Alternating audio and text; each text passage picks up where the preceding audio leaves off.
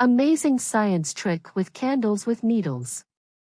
Sure, here is a classic physics demonstration called the balancing candle experiment, which uses a candle and needles. You'll need a long candle, it should be at least 10 centimeters long. 2 long sewing needles or pins, at least 5 centimeters.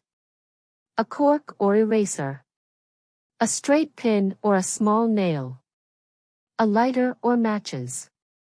A glass of water, for safety. Steps. Insert the 2 long needles through the middle of the candle at a right angle to the candle's length, so that they form a cross with the candle. The needles should go all the way through the candle and should be positioned roughly in the center of the candle. Stick the straight pin or nail into the cork or eraser to create a small stand, and then carefully balance the needles, and thus the candle, on the pin. This may take some adjusting to get right. When you have the candle balanced, light both ends of the candle. Over time, the candle will burn down, but remarkably it will stay balanced. Science behind it. This experiment demonstrates the center of mass. Initially, the center of mass of the candle, with the needles, is at the midpoint of the candle, which is where you've placed it on the pin. As the candle burns, wax drips off from both ends, which might make you think the candle would become unbalanced.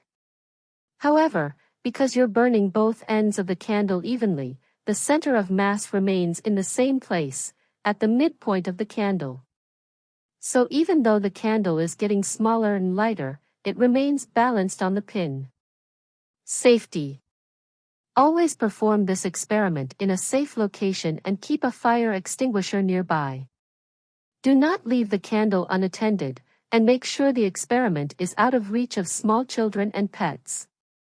Also, make sure the candle is securely attached to the needles and the setup is stable before lighting the candle. You should have a glass of water or some other way to extinguish the candle nearby. The candle can be extinguished by blowing it out, but in the event that it tips over or starts to burn too vigorously, it's good to have a backup plan. User Amazing Science Trick Sap Powder. Superabsorbent polymer, SAP, often referred to as water gel or magic snow, if it's the type that expands a lot, can make for some amazing science tricks due to its ability to absorb a significant amount of water.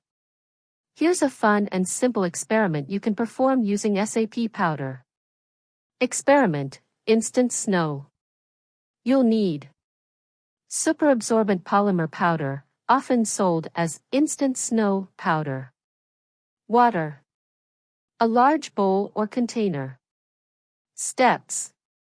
Place a small amount, a few tablespoons should suffice, of the SAP powder into the large bowl or container. Slowly start adding water to the container. Be prepared for a surprise, the SAP powder will quickly start to absorb the water and expand. Keep adding water until the powder stops expanding. You will end up with a large amount of a snow-like substance.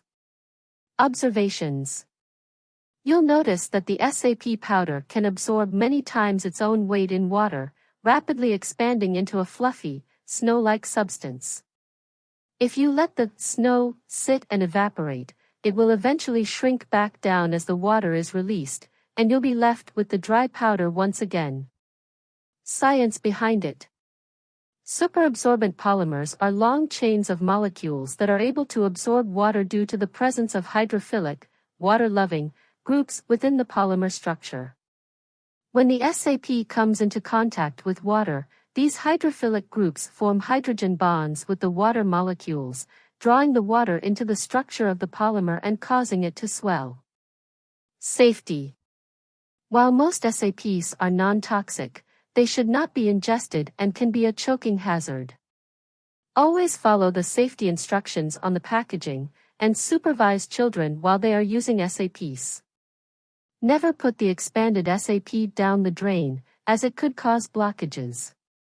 In addition, while the instant snow made from SAPs is fun to touch and play with, it's not real snow and it won't behave exactly like real snow, for example, it won't melt. So don't use it as a substitute for real snow in any experiments that depend on the specific